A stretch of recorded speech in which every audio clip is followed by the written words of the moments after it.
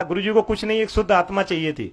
गुरुजी को कोई पैसे वाला नहीं रिझा पाया, कोई कुछ नहीं रिझा पाया। तो गुरुजी का मैं अल्ट्रासाउंड कराने चल दिया।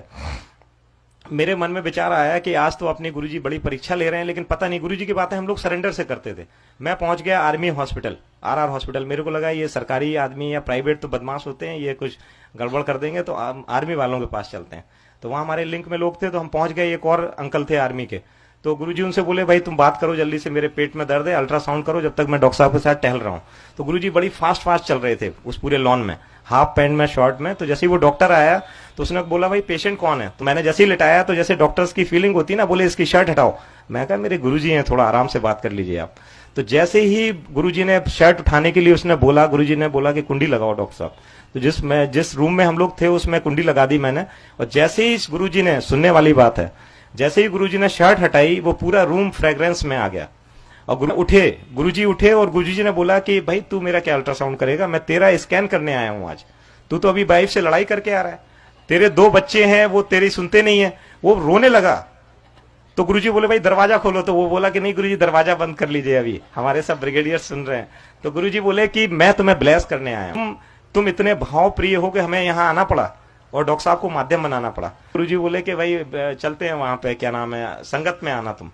तो गुरुजी बोले भाई डॉक्टर साहब ब्लड शुगर और करा दो, कभी कभी चक्कर आ जाता है। मैं कहा गुरुजी चलते हैं, अब नहीं कराते हैं। तो वो उसको ब्लड शुगर वाले को बुलाया जी, तो उसने ब्लड शुगर लिया, तो वो आया 28। मैं था, दूसरे डॉक्टर थे और वो, तो वो बेचारा लैब टेक्नीशियन को लगा कि ब्लड कहीं मिक्स हो गया।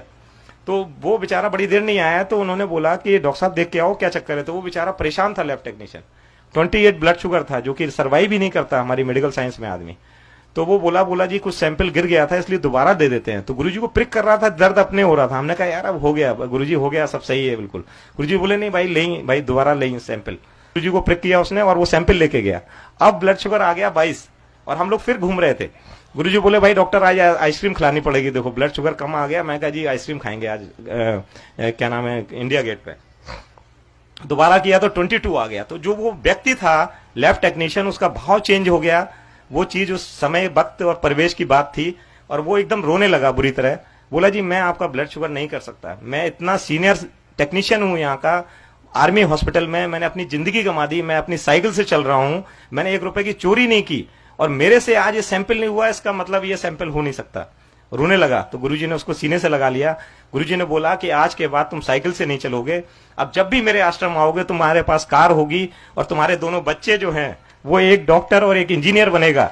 और आज के बाद, तुम्हारी इस वक्त के बाद, ये तुम्हारी चीजें सब खत्म हैं। और विश्वास मानिए, गुरुजी ने उसे 15 दिन बाद बुलाया था, और विश्वास